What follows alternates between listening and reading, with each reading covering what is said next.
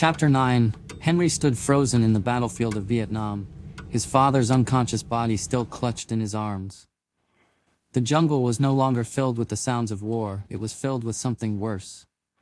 The Banshees wailed, their ghostly forms twisting through the smoke and trees, closing in on him. Their hollow eyes burned with judgment. His breath hitched. This is what the sand had warned me about. I wasn't supposed to save him. The grove had shown him everything, and he had ignored its warning. By altering history, he had damned himself.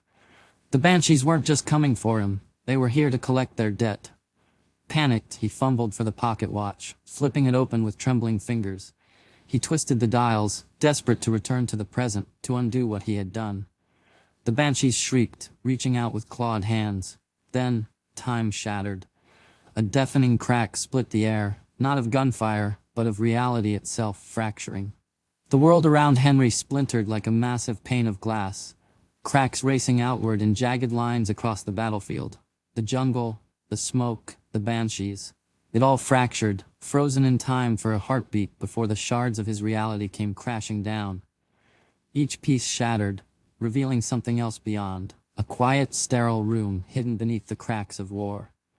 The thick jungle foliage peeled away like paper, curling at the edges before dissolving into soft, white walls.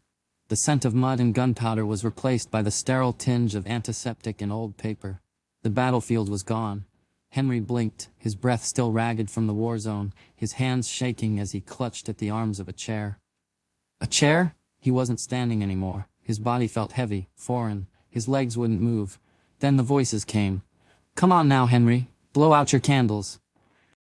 The room was filled with people, old, frail, their faces blurred at first. A cake sat before him, small and simple, the flickering glow of candles casting long shadows. A banner hung loosely on the wall, the words "Happy Birthday," Henry barely legible in his dazed state. Then clarity struck. Henry looked down at his hands, they were wrinkled, weathered with age, veins pressed against thin sagging skin. His breath caught. No, this isn't right. The Banshees had followed him. The walls of the nursing home wavered, dark shadows stretching unnaturally across them. The air grew cold, deathly silent.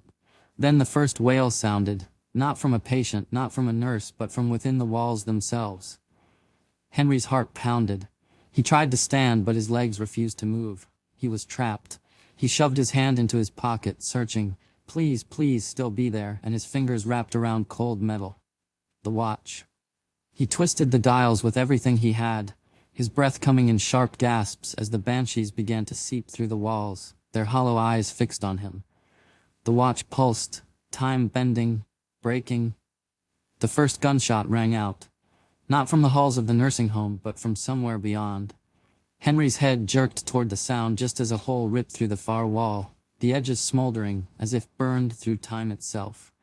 Through the jagged tear, he saw another world.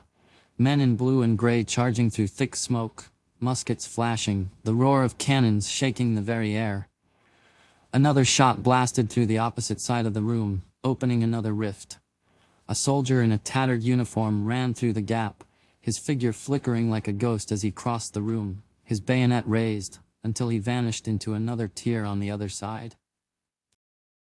The reality of the nursing home began breaking apart, riddled with bullet holes that punched open glimpses of a battlefield on the other side.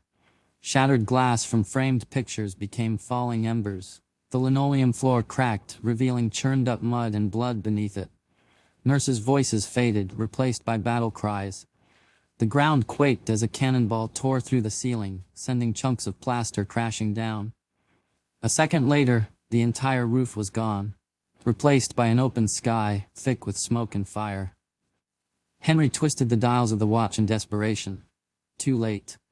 The last remnants of the nursing home peeled away like burnt paper caught in the wind, the comforting hum of fluorescent lights replaced by the deafening sounds of war.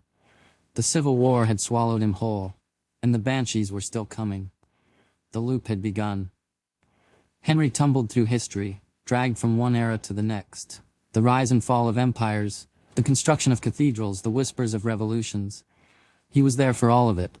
A Roman coliseum, sand-stained red, a medieval castle under siege, a plague-stricken village, faces twisted in agony. Each time, the Banshees were there, relentless in their pursuit, their wails the only constant through the centuries. He had lost control. Time blurred into an endless corridor, moments of history flashing past him like paintings on a wall. Then, a voice. Henry? It was faint at first, but it cut through the storm of time like a thread pulling him back. He reached out, desperate, and his fingers brushed against something solid. A hand. A firm grip pulled him forward. The rushing tide of time faded, replaced by warmth, a glow, a fire. His body felt heavier, realer.